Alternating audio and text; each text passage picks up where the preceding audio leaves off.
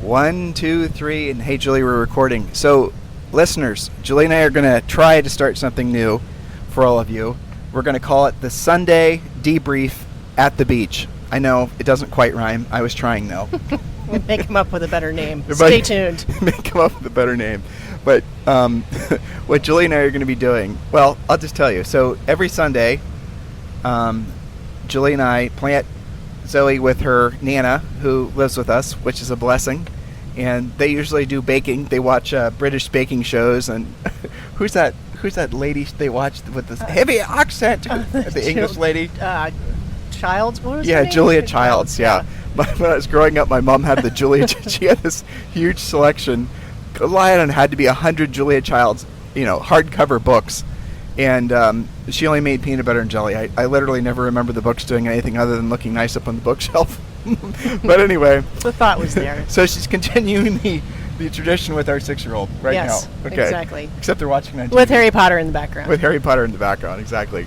So with Julie and I, we steal away every Sunday, and we go down to the beach, and we talk about the past week, and we talk about what we're going to be doing in the week ahead. Talk about podcast stuff. Yeah, talk about podcast stuff. We usually write podcasts. As you guys, well, maybe you do, maybe you don't. We're working on a new book. Harris Rules continues to sell out. And we had a really fun picture that someone sent us yesterday of the book, basically the last copy of the book on the shelves of Barnes & Noble, because I know they've been reordering in some of the big cities. But in any event, so if you, by the way, just shameless pitch here, if you haven't picked up our book, Harris Rules, you definitely want to do that.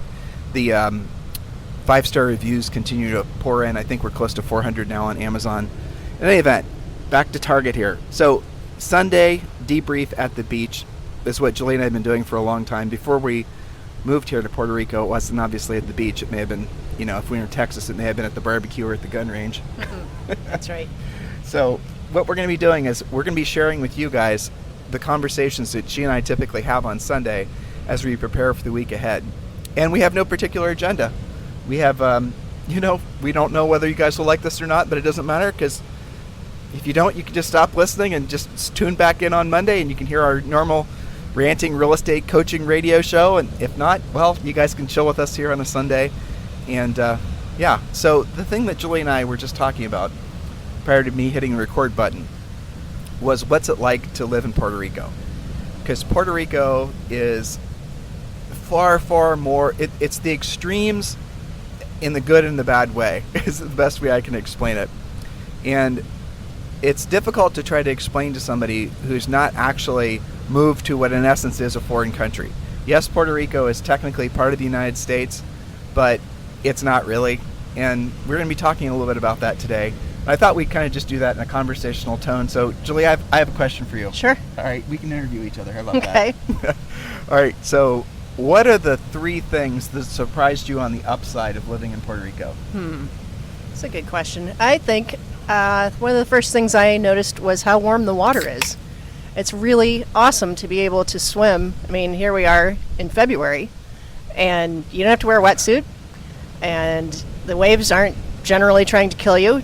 I mean, Zoe can go out probably 40 feet and be fine. I thought that was a pleasant surprise because, we've lived in beach areas before where the water was super cold half the year. So that was a pleasant surprise, I thought. How about you? California, we're talking about you. Yeah, California, we're talking. Yes, that's right. Brr. So surprised me in the upside. I would say the people. Yeah. So of all the places we've lived, and Julie and I have been married for, we've been married for 29 years this year. I know. You know how shocking that is? I mean, to think about that. I mean, I met you. We've been married longer than some of our listeners have been alive. I know. That's kind of. But I met you when odd. I met Julie basically when she was 15, and started dating her when she was 16. And now you guys can do some. Well, actually, I'm not going to make the math easy on you, but let's say they can figure it out. Let's say that I'm going to be turning 40 for the 10th time this year. Very soon, by the way. So. Surprised me on the upside. I definitely say the people. Of all the places we've lived, the only place I can remember where the people were of this nature was Texas. I would agree with that. Yeah. People are generally very happy, and no matter where you are, it seems. You could be in the city, you can be on the beach. Generally jovial types and extremely helpful with things like speaking Spanglish. which is a requirement here, by the way. Yep. I would say I'm kind of surprised at how almost exactly 50-50 it feels. It feels like a half foreign country. You speak Spanish half the time. Even navigation switches back and forth between kilometers and miles. It does. It's interesting, but I think that has made it easier for us to transition than it wasn't, full immersion. Yeah, you'll be driving down the street, and then you'll see a sign in English, and then not even 5 minutes later, you'll see a sign in Spanish, and then you'll see a sign that's in English and Spanish. It's like... even when people are talking, if you overhear conversations on the beach, it's especially, we might have teenagers in the beach cots next to us, and they literally will speak Spanish for like 3 minutes, and then switch to English for a sentence, and switch back, and they all understand each other perfectly. And their English, by the way, is absolutely perfect. You don't even hear an accent. So, by the way, if you guys hear noise in the background, that is literally the ocean. So and no, we can't mute it. That's the Atlantic Ocean. Right? Too bad. We weren't kidding when we were calling this Sunday debrief at the beach. So, Julie, next, yes. Remember, we're coming up with 3 things. If this topic gets boring, we can always change. Right? Yeah. There's no agenda. Another thing that surprised you on the upside. Surprised me on the upside. Well, for me, it's more personal stuff like Zoe's school and our gym that we work out at every morning. When we moved here, we were breaking up with Orange Theory involuntarily because there's one here, but it's too far for us to do every day or really any day. And we were pleasantly surprised, and now I think we're working out harder, and we have a lot of friends at the gym. So for me, it's more in the day-to-day creature comfort transitional types of things. It was all here, is what you're saying. Yeah. Yeah. You have to work harder for certain things, like groceries, for example. We were just talking about everybody has their own little grocery hack to get the best produce and things of that nature, but that just adds to the adventure. Yeah, if you guys have only traveled to the Caribbean and stayed in resorts, which is pretty much what our experiences were limited to prior to living here, you don't understand that when you're on an island, anything that they bring in is a little bit of a scarcity item, and anything they bring in is going to be fairly expensive. So if it's not a native, product, it's going to be something that's going to be usually 20% more than what you're used to paying back in the States. And that can go with all the way down to an orange, Well, so like bananas are cheap, but grapes are expensive because Yep. the grapes come from California. Right. So But they come from, I noticed that some of them come Mexico from too, Central America, Yeah. But they're traveling a long way to get here. Yeah, that's the other thing that's kind of interesting about products in general. There's all kinds of products you've never heard of before because they don't come from the mainland. Some of them are coming from Europe, and all kinds of weird, strange beverages that I've never heard of before from like Italy and whatnot. Yeah. So I'll tell you the other thing, and we're kind of saying the same thing, but on the upside, it is so shockingly easy to make friends here. Now, by here, Julie and I settled in an area called Dorado, Puerto Rico, which you guys can check out. And we researched just upwards and down. We traveled here, 4 times before we actually decided to move here. And we visited all the little hamlets and the villages and the beach towns and the communities and everything. And everything had its attributes. There wasn't really, it wasn't a smoking gun as to why you'd want to live in one place or the other. But I have to say, Dorado, and we specifically live in an area called the Reserve. It's it's a Ritz-Carlton community, and we'll talk to you guys what that means in a second. But this is probably one of the nicest places that we've ever been ever in the face of the earth. In all of our travels. Yeah, and Julie and I used to travel extensively. We call it PZ, pre-Zoe. The PZ era. The PZ era, which remember we've been married for almost 30 years, so she and I used to do a lot of traveling, and we'd go to Europe, we'd go just everywhere. And we, generally speaking, when we travel, we spoil ourselves, and every place we've been, I guess maybe some places in France or some places in Italy would be similar, but really overall, Lake Como, there were some cool places there, but nothing's as nice as this. I would say sometimes it reminds me of parts of California, parts of driving around reminds me of Hawaii, combination of things, but it's really its unique own flavor because of the Spanish aspect, I think, and it does have some European influence, like downtown San Juan is pretty amazing. It's a really interesting mixture of things, I think. Downtown San Juan was built essentially when the Spanish basically were running the island, and as a result of that, you see... The architecture is super cool. It's just gorgeous. It's better than what you see in the pictures. A lot of you guys have been on cruises and stopped in San Juan and sort of walked around. And if you are headed this way, make sure you think about visiting us in Dorado.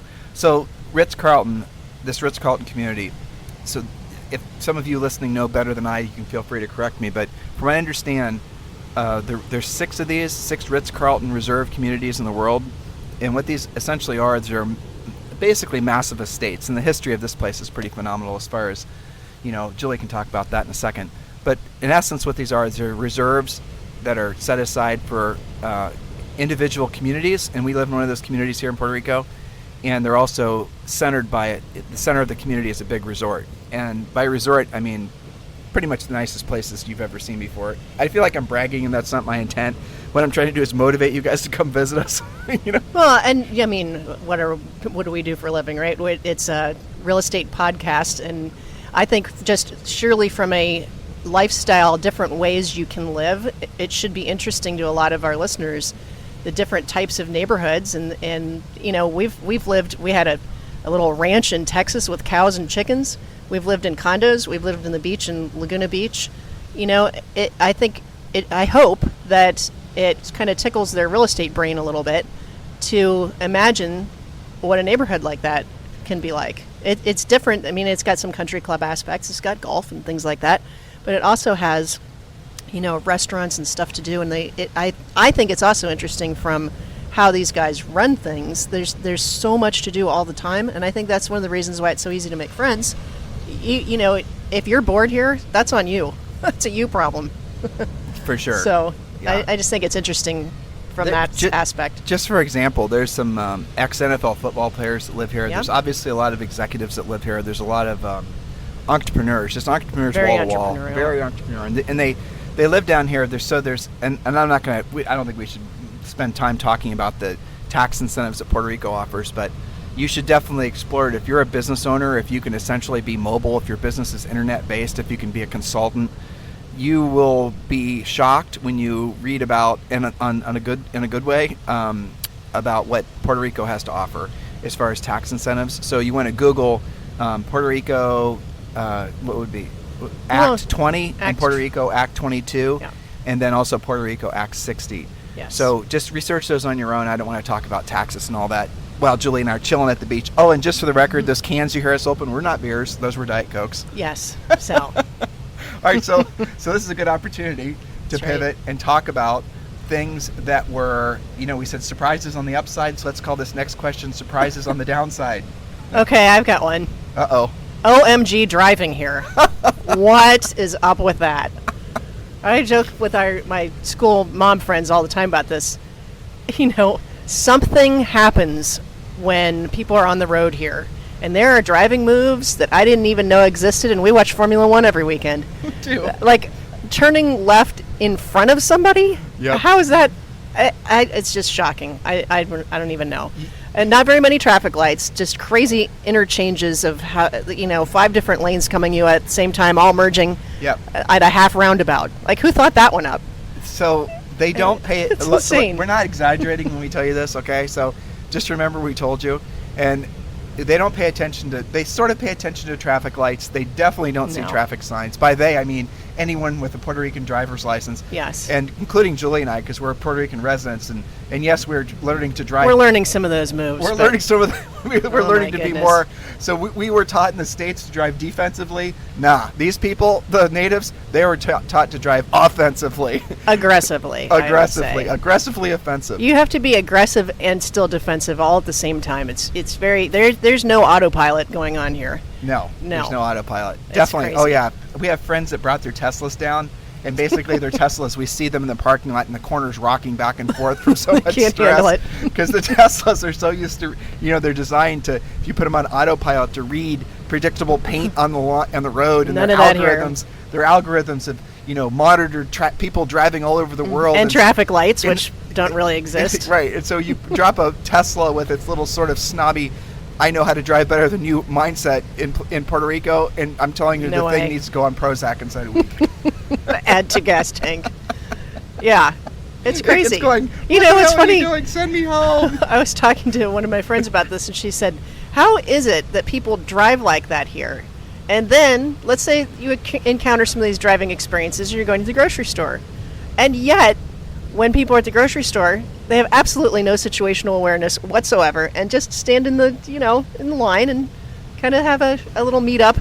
I don't know. It's very, like I was saying before, it's kind of 50% all on all the time, and then on the other hand, you have this really chill, probably because it's the Caribbean. Like, you can have an appointment, but that doesn't mean the appointment's going to happen. Yep. The same day, the same time, nothing. And yet, on the freeway, it's all urgency. Oh, yeah. So the Caribbean time thing is real, people. It's real. Island time is a real thing. Island time is real. Or lack of time. Yep. They operate on a different sort of, clock. I'm not really sure how it works. And, yeah. So our highly wired brains from, being doing must be on time. It must be on time. And they're like, dude, we said 5 o'clock. It doesn't mean 5. It means like 7. That's just the way we roll. So there's that. Yeah. I'll say the thing that really surprised me was, it depends where you want to live, obviously, but the cost of real estate specifically in Dorado, specifically where Julie and I live, is similar to coastal California. In that, I mean, it's really freaking expensive. Yeah. So if you're coming from Laguna Beach, or you're coming from Newport, or you're coming from one of those really expensive areas, then it's not going to be so shocking. But it is a real surprise. Where this community where Julie and I live, if you want to buy a house that's livable, that you're not going to immediately have to put all kinds of money into, it's realistically at least $1.5 million, if you can find it, which you can't. There's no MLS here, so most of the things basically go pocket listed. In essence, whatever they call it. They don't call it pocket listing, but there's no implied buyer's agent's commission. So you're really, you're on your own. You have to basically you have to be able to figure out who the most dominant listing agents are, and then do your own research. And then really you can find a ton just from talking to people. Yeah. And that's how we did it. We found our place, wasn't on the market, was owned by a family that had owned it since it was original, 30 years ago. It was in exceptional condition. They had upgraded the bathrooms and the kitchens, and it's, for us, we felt like we got lucky getting it, and it still cost us near $2 million, but it's twice as much as what we sold our house for. Well, not quite, but basically twice as much as we've sold our little ranch for in Texas.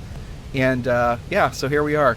I'll say, depending on where you want to live, and you're probably, if you're going to live in Puerto Rico, you're going to want to live in probably Palmas del Mar, or you're going to want to live, there's a lot, if Condado is good if you like, vertical living and buildings and whatnot. But depends on how urban you feel, right, and what your situation is. Right. Remember, and as far as drive times, to get to San Juan, it takes us a half hour, maybe 40 minutes. To get to the airport, it takes us a half hour. To get to the other side of the island, you guys heard those earthquakes that happened. The communities that were most adversely affected were 2 hours away in the southern part of the island. But there it is. It's 2 hours to drive from where we are, the north part of the island, down to the south part of the island, and you can go to it's not a big island, is what I'm trying to tell you. And there is ocean everywhere, pretty much. There is ocean everywhere. But like here in Dorado, in the Ritz-Carlton Reserve area, your average sale price is going to be within 12 months. And this is just because of a whole variety of reasons that are not necessarily tied to the United States. I would say probably over $3 million. There's houses that are selling privately here for over $10 million. Some of them are selling for over $20 million. There's beachfront, they call them villas, but we'd call them condos, that are selling privately for 15, 20 million. And a lot of these places people had purchased for like the original, people are making a lot of money in real estate down here, is the moral of the story. So that combined with tax incentives makes this very attractive for people who are in the position to take advantage of them. It depends on what your employ is like. So yes, I would say that the cost of things, especially real estate, and I'll tell you, just to pile on the cost of things, cars. Oh my gosh. So yeah. Get this. This is how it really works, folks. If you bring in a car from the United States and it's not a plug-in hybrid, or if it's not electric, you're going to have to pay a tax just to bring it in, and the tax essentially starts at 31%, and the value of the car is determined by the government. And so what they'll do, because we brought a car in and we bought another one here, what they'll do is they'll go to essentially whatever the book they're using to assess value, and no matter how many miles or condition it's in, they're going to give it the highest value it possibly can have, and then they're going to drop 31% on that. And you think, well, there's a way out of it and there must be some gray area. There isn't. You bring in an older car, the tax is even more.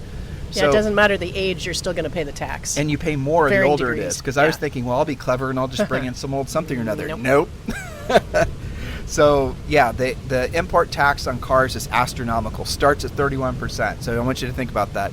A lot of people, depending on what your tolerance is for cars. I mean, Julie and I like nice cars. So, yeah, suck it up, Buttercup. This is the bottom line. But some people will just, they'll give up on having a nice car and they'll just drive something that they don't give a hoot about just to avoid the taxes. But the other thing to do is to, and by the way, the taxes are assessed on all cars no matter what the value is if it's brought in. And if you buy a new car here, because there's plenty of new cars for sale here. There's Range Rover dealers, there's a Ferrari dealer, there's a Lamborghini dealer, there's a, every kind of high-end car manufacturer you can think of. But a new car has that tax tacked on top. So, for example, a friend of ours bought a new Ferrari. It was actually not even new. It was a 2017 Ferrari with no miles on it.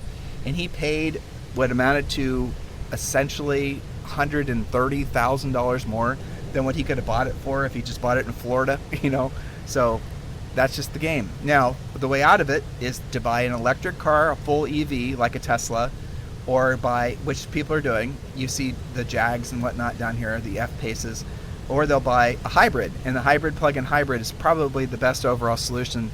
And being a car nerd, I can tell you there's a lot of car manufacturers that are coming out with hybrids over the next 24 months. And I imagine you're going to see those everywhere in Puerto Rico. So, Julie, another surprise. Well, and yet, what about property tax? Almost non-existent. So you pay it on the cars, but not on the houses. So there's another example of, how does that make sense? Sometimes here, sometimes not, depending on what you're talking about. You don't pay it that way. So other surprising things, gosh, I don't know. We've gone through the major list. I would say, the amount of private school education, pretty much everybody goes to a private school and the quality's good. The doctors here are super educated. So let's hover there, because those are two things that both surprised me on the upside too. So our daughter goes to this private school, and Julie, why don't you talk about it? So I always laugh because their slogan is educating future global leaders. And I just imagine these little kids going past that billboard on the way to school thinking, okay, there's no pressure there, is there? But they're serious about it, educating future global leaders. And so she has a very rigorous schedule and is in Spanish for 3 hours a day, every day. She's tested. She has Spanish dictation we have to practice. We probably have close to an hour of homework every night. She's in kindergarten. God help us, in first grade. I don't know. One of my friends has a seventh grader that's in calculus? I don't know.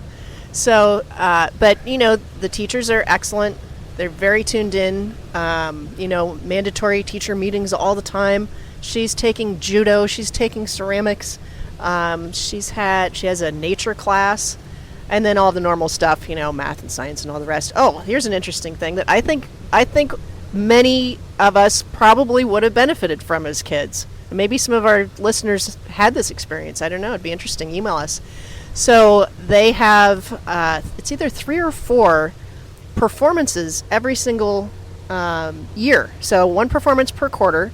Every single kid in the entire school is involved in one way or the other. They're either designing the set, or they're acting, or they're singing, or they're dancing, or all of the above. And so I asked somebody about that, and they said, well, the philosophy is for kids to develop confidence and be able to present in front of a crowd without freaking out, to be able to speak in front of a crowd, to perform, whatever their thing may be. And they actually circulate them. So if you painted the set last quarter, you don't get to just keep doing that. You're going to be singing or dancing or performing, and you will be getting over it. So I think that's, a good thing. Well, this school is, people here in Dorado, because there's so many people moving here. By a lot, I mean just a lot. All the time. And the fear is the school's not going to have room for kids because, it probably won't. We had our little girl, all this that Julie just described to you. Zoe's 6. She's in kindergarten, okay? So she's having all those experiences in kindergarten. But the school, so there's the same brand of school. It's called TASIS, right? It stands for the American School In Switzerland. And so there's one of these in Dorado. There's one of these in New York City, right? Switzerland. There's a new one being built in Portugal. And I can't remember where the other one is. I think there's 4 of them. Wasn't there one in altogether. France? Maybe that's what it is. Yeah. I always have to look that up. Yeah. The one in Switzerland totally looks like the Harry Potter castle. Yeah. And that's a boarding school. This is not a boarding school. But, I think the other thing that's going to be good for her is she's knowing kids from all over the world. One of her little friends is from Thailand. Of course, she's got lots of Puerto Rican little friends. But she's, let's see, somebody's from, Germany. And it's interesting because those kids are having to have English tutors and Spanish tutors. One of them's from Finland. It's just an interesting variety of people. So let's talk about, these are all, as Julie and I are going through this list, it's funny, we're kind of talking about all the things we maybe wish we would have known before we moved here. Yeah. But it might just be the juxtaposition of it's maybe kind of interesting. So doctors here. So far, the schools the private schools especially are excellent. The people, for the most part, really are exceptionally good people, nice people. It's difficult to explain this unless you've ever lived where Julie and I lived. So we were originally from Columbus, Ohio. And in Columbus, Ohio, everyone sort of had they were a little bit aloof and not overtly friendly, and they're the niceties and things like that, the Midwestern thing. People aren't too demonstrative in the Midwest. But one of the things that was always a glue that kept people together was the really crappy winters. Yeah. And when you grew up in a place where the winter could be so bad that you'd need your neighbor to help you, which was not unusual in Columbus, you'd have to look out for your elderly neighbors. You'd have to you'd really have to be on the lookout. The nature of growing up in a community like that, where people are innately mindful of their neighbors just for the sake of not just coexistence and being neighborly, but for the sake of survival, that creates something really special in the culture. And I feel that here too, because this island has been devastated. The Maria, the hurricane, and then this place definitely very tight knit. Our 2 Facebook pages that we use, so tight knit. When the earthquake happened, and we were like, all right, what's going on with the power? As long as you had those Facebook pages, you were tied in. People knew exactly what was going on. She's talking about there's 2 private Facebook pages. One's called Dorado Damas, and the other's called Dorado Caballeros, right? And so the Damas site is pretty much where all the ladies go. And if you're a man, don't even try to get in; they won't let you in. Nope. Oh well, Closed actually, door. that's an interesting thing you bring up. So if you're going to live here, you absolutely have to have a backup generator. And I'm not talking a little camping generator. You have to No. have a proper generator in your house that essentially is probably diesel. We looked at diesel and propane. You definitely want diesel, just in our opinions. Easier to get, and the half-life of diesel is longer, so that if it stays in the tank, it doesn't degrade as much as propane would, and blah, blah, blah. But the main reason is because it's easier to get, and it's cheaper. Number 2, you want to have some sort of, we call it cisterns, because Julie and I are from the Midwest, but they call them water storage tanks here. And so we have a water storage tank. It's 600 gallons. If, we were stupid and the water was out, we'd have maybe a week's worth of water. And you're saying, well, what are you talking about? How can the water be out? Well, they don't have big, like, in-the-air water storage tanks like they have, water towers was what they're called, that you have in most of the United States. So here, the water is all pumped. And the water's pumped through, obviously, pipes. And those, water pumps are powered by electricity, right? So if your electricity goes out, it doesn't take too long for your water to stop pumping. So electricity's out, you're maybe half hour before you've got no water in your pipes. And that's the way the whole island works. And so the smart move is to have your own backup water supply in case. And also, just nerding out on this, because Julie and I just went through this process, you definitely want to have a solar-powered hot water tank. The same reason, because if you ever were out electricity, like the longest we've been out, electricity sometimes, when it goes out, it's out for an average of 7 minutes. And if you have a backup diesel generator, you don't even know the electricity's out, because the generator kicks in, and the second the electricity goes off in the grid, you just don't know it's out. Yesterday or the day before, I was in our office in our house, and I heard the generator kick on, and I was like, I didn't even know the electricity was off. It was perfect. So what happens is, if you don't have backup electricity, you need to have backup water, but a hot water tank. So what we now have is a solar hot water tank. Never heard of it until we moved here. It's pretty slick. Goes on the roof. It's essentially, just as it sounds, solar heats the hot water. Hot water then basically is free. And that's something else you want to seriously consider if you live here. So what did we talk about? We talked about backup electricity through Jenny. We talked about backup water. I'm forgetting something. Oh, internet connectivity. So here's something crazy. As a result of Maria, the cell phone grid here, if that's even a correct way of using those two words together, is phenomenal. There's 5G on the island. There's fiber optic cable you can get at your house. So the actual infrastructure for the internet here is great. Now, one company is better than the other. Right now, it seems like Claro is better than, what's the other one? Liberty. Yeah, so we use Liberty, and we're going to switch to Claro. But Claro doesn't go down if the electricity's out. So if your internet connection goes out during an electrical brownout, let's call it, even if you have a backup generator, your routers might work, but you're not getting any internet, if that makes sense. So we're going to definitely do the Claro thing. And I'm not trying to freak all of you guys out, but these are things I wish we would have known prior to moving here, because it's one of those, like, that would have been nice to know. Well, we had no idea it was an earthquake zone. That was kind of lack of research hilarious. on our part. That was absolutely shocking at 6:30 in the morning. What's it been, about a month ago now? Yeah. Yeah. That was hilarious. It's crazy. yeah. And That was for real. Right? 200 earthquakes? Yeah. I mean, they're happening all the time. I it's part of my normal weather trolling that I look at. Right now they're all 3.5, so you don't really notice them. But I would say the difference between a 5 and the 6.5 that knocked the power out and made us have to camp and figure out things like generators and that's for real. And now we were going to do that anyway, being that hurricane season is a real thing as well. But that just kind of fast forwarded our plan. That's for real. You're listening to us talk and you think we're crazy, but to have moved here, and I'm not going to lie and say that there weren't moments, especially during all the earthquakes, where we hadn't had that same thought. But the reality of it is, even when we lived in Texas, electricity went out. And in Texas, pretty much everything wanted to kill you. Yes, the bugs. The bugs, the snakes. The mosquitoes. If you lived down in Austin, it was the politics was trying to kill you. Oh, friendly joke. Yeah. Stop emailing us about that.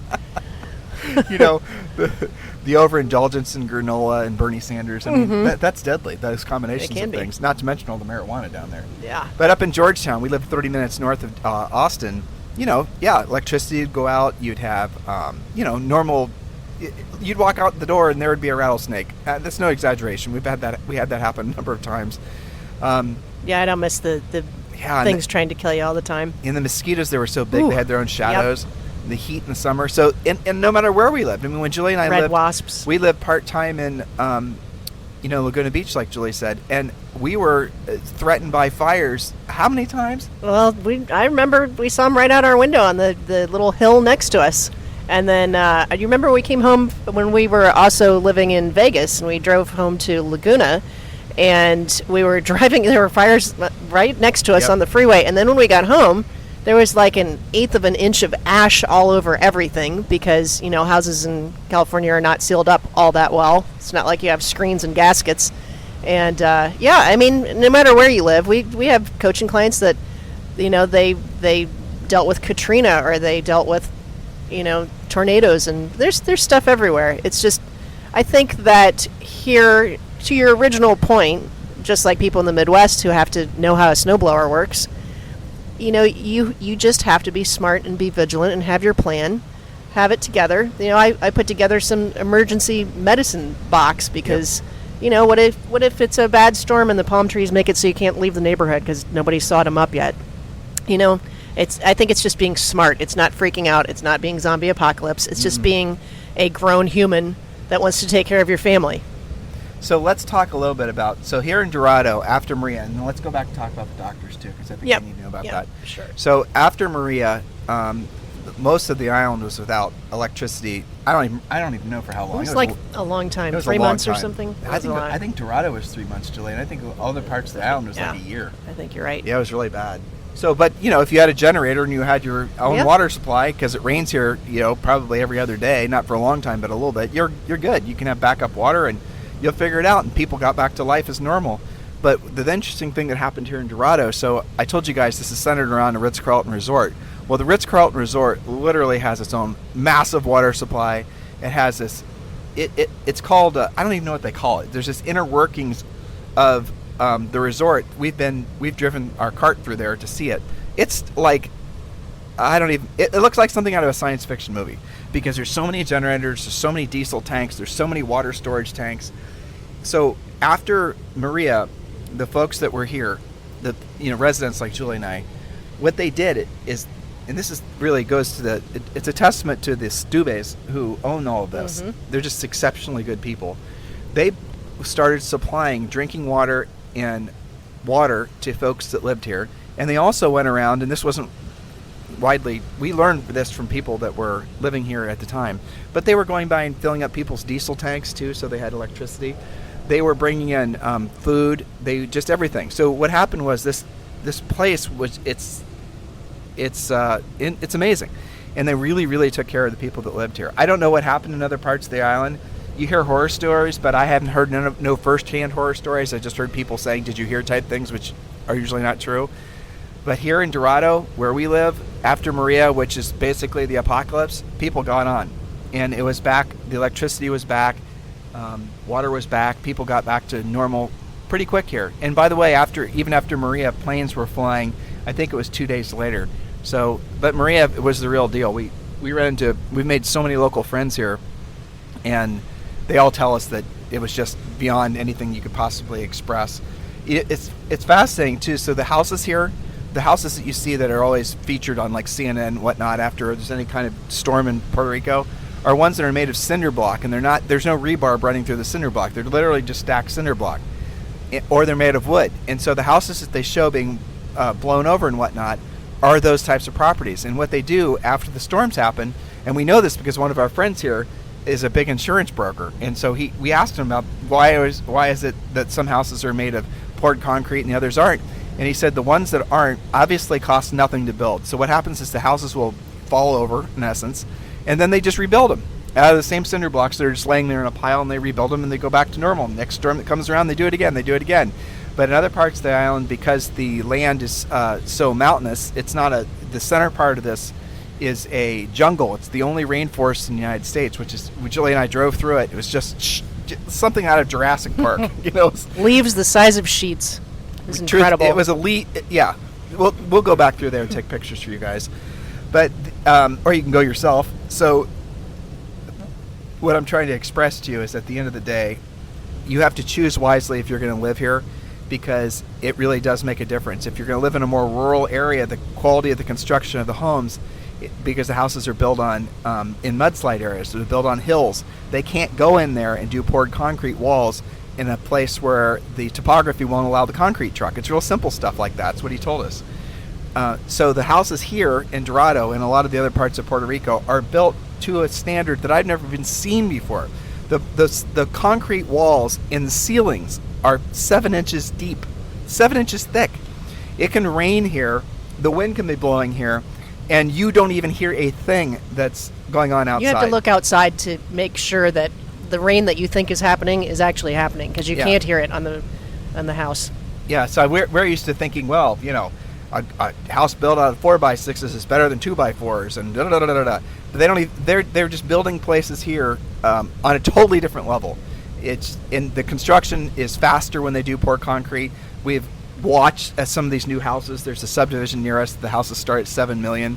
That we're watching get built, and inside the Ritz, and they are just they look like bomb shelters. They do. Yeah, everything's out of cement. Even the steps on the inside are all cement all the way through, and it's so quiet. And the what would you call it? The taste here, the style here is not like Miami or California. It's very European. It reminds us of places we've seen in Italy or things like that. It feels very the influence is definitely European and not American. And that's true with how they dress. That's true with how the music the island listens to, the food the island eats. It's not American influenced. It's definitely European influenced. Yeah, that's something else that's hard to express unless you've really traveled, or have a reference to that sort of thing. Anything else? Oh, doctors. You can talk about doctors. Well, let's see. You have the normal drill. I don't know exactly the reason for all of this yet, but the normal deal is you call first to see if they're even open. Assuming they're open, then I figured out you have to then ask if the doctor's actually there, because it could just be their staff. Then you try and make an appointment. Some of them will take appointments, some of them won't. You show up and you wait. Okay, that's one version, and we've done that, and it's been fine. And Zoe's got a doctor that's very good there. Then there's another version, which is concierge medical care, where you have mobile doctors, and they're doctors that come to your house. Zoe had Dr. Marin come 2 weeks ago, and they can prescribe on the spot. What did he tell you? Everything in his truck, he can do everything down to put a broken bone back together or something? So a friend of ours Pretty awesome. Was building a play set in his backyard. Oh, this is a terrible story. Accidentally cut off his 6-year-old daughter's finger. Ugh. And Dr. Marion basically, went there right away. Sewed her back up? Sewed her back up, and they took her to an orthopedic surgeon, and the surgeon basically got her back to normal, and she had to wear a cast for a while, but all's well. The point being is that... So for $250, that's basically what they charge for what the house call is. Yeah. And then your prescription, then you're good to go. I like doing that better because I don't like sitting in a waiting room with a bunch of sick people, not knowing what time I'm going to get to see the doctor.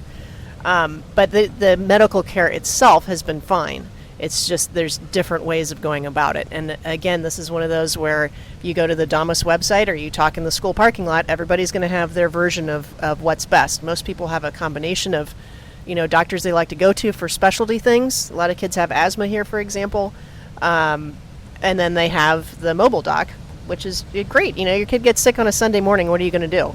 I think in this sense it's better. I don't think we could have done that in Texas. No, there's just called and had a doctor show up at your house on Sunday morning. Mobile docs in Texas. So that's kind of good. Yeah. Well, exactly. So the doctors here are almost always come from really good schools in the mainland. And listen to me, mainland here, I said, in the United States. I'm sounding like a local. And they're almost always board certified. So the preference on, or the focus on education here starts when the Puerto Ricans are young and they go to these really nice schools. And here's something that's very fascinating. Almost all the Puerto Ricans that we've run into, that you have to ask if they're Puerto Rican usually, because their English is just so perfect. And it's because a lot of them go, when they're in high school, they will actually go to boarding schools in the East Coast of the United States or in Europe. And so they have these, you cannot hear an accent. And then you hear them talking in German and French and Spanish. And then you're like, oh yeah, I'm just a dumb American who only knows how to speak English, Right. You feel like an ignoramus. But that's it. So the doctors here are just really good. I'm sure there's some, turds in the punch bowl, but for the most part, they're really good. They're really great doctors. Very, don't judge a book by its cover is something else I'll tell you, is that the exteriors of the buildings here, when you're outside of the reserve where we live or some of these other areas, they don't look that nice, but then as soon as you walk in, it's almost a joke for Julie and I. We were taking our clothes to a dry cleaner yesterday, and it was just a normal dry cleaner, but the outside of the building looked like something you'd see from Homeland with Carrie walking down the street, looking for a sniper. A lot of them are still beat from hurricanes, and they just haven't been put back together. And then you walk in, and it's like this enchanted little, it was beautiful. Yeah, and even the gas station. I used to be afraid to go in there for like 2 or 3 weeks when we moved here and here. And then, I ran out of gas, so I had to go in, suck it up, Buttercup, and you go in, and it's like this nice decked out. There's a deli, a gourmet section. Nice there's a wine section.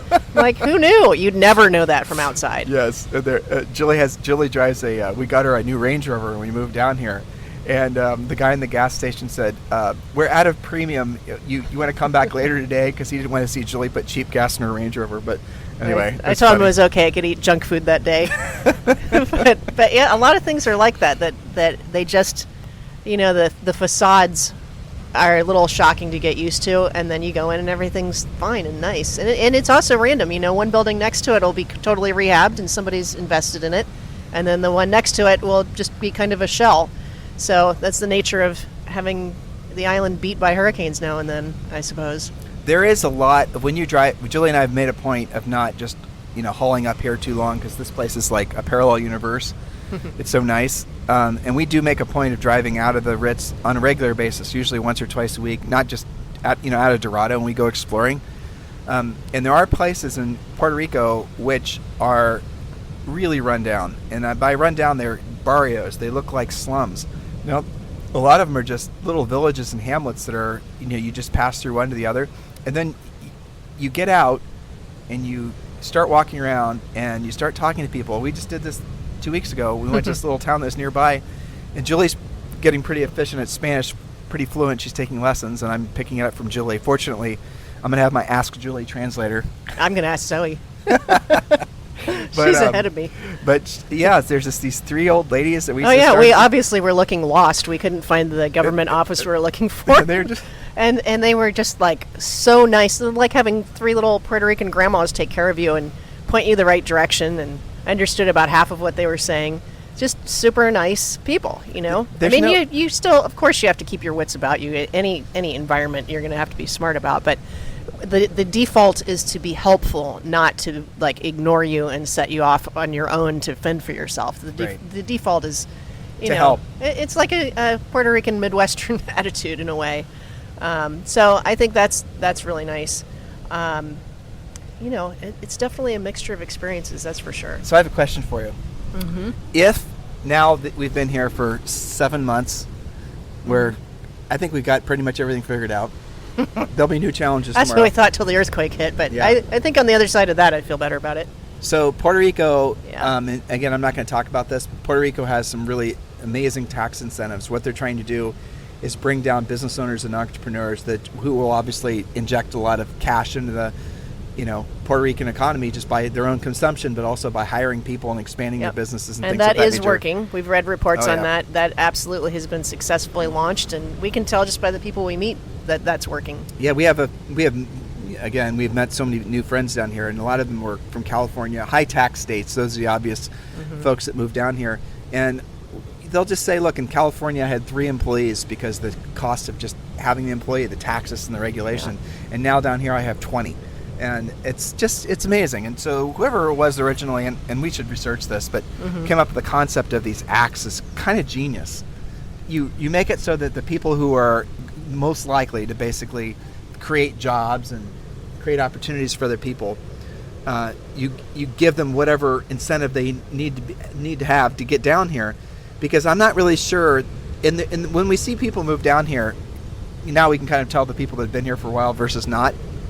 You run into people that are new to the island, and they have the same, I suppose, deer in the headlights look we did 7 months ago. So we try to help them, and maybe this podcast that we're doing right now will do just that. But you got to not mess around with trying to incorporate yourself into the island. You can't try to make it like the East Coast or New York. And there's a kind of a funny joke that what happens to a lot of times is you'll have the men will want to move down here more than their wives will, because the wives would be coming from maybe the East Coast and they're used to their Soul Cycle and Starbucks is the joke.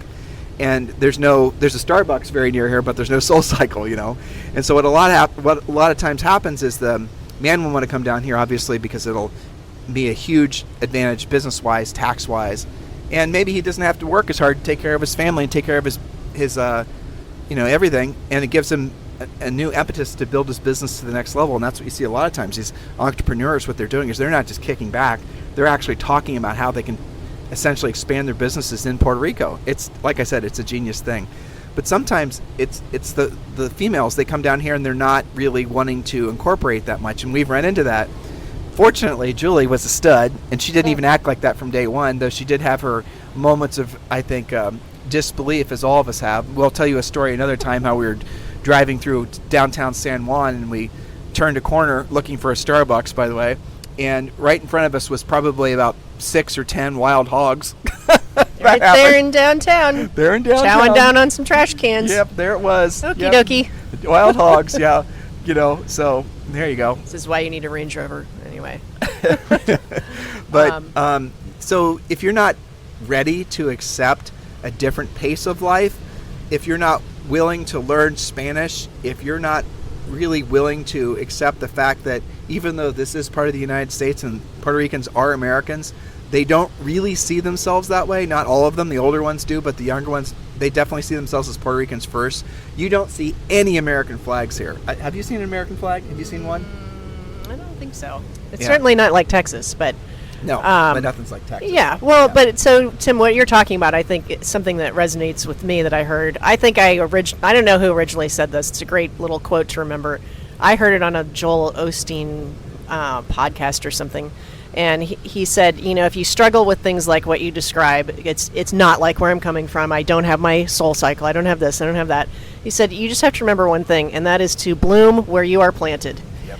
and to embrace that. And the Spanish thing, I think, is almost a tell. Like if you're not at least trying to pick some stuff up, and you almost have to actively resist, considering that most of the street signs are in Spanish. And I think a lot of what I've picked up has just been like, you go to the grocery store and it's all in Spanish. Like see fruits that I don't know what they are, and I have to look it up. And if I'm at the deli and I have to order, some sandwich meat and cheese, I have to look up how to say 2 or 3 pounds of whatever I want. By not doing that, you're kind of getting in your own way, because it's not as hard as you think. I think the language is one thing, and I am very grateful that we can get away with Spanglish and that they're very forgiving with things like conjugating your verbs.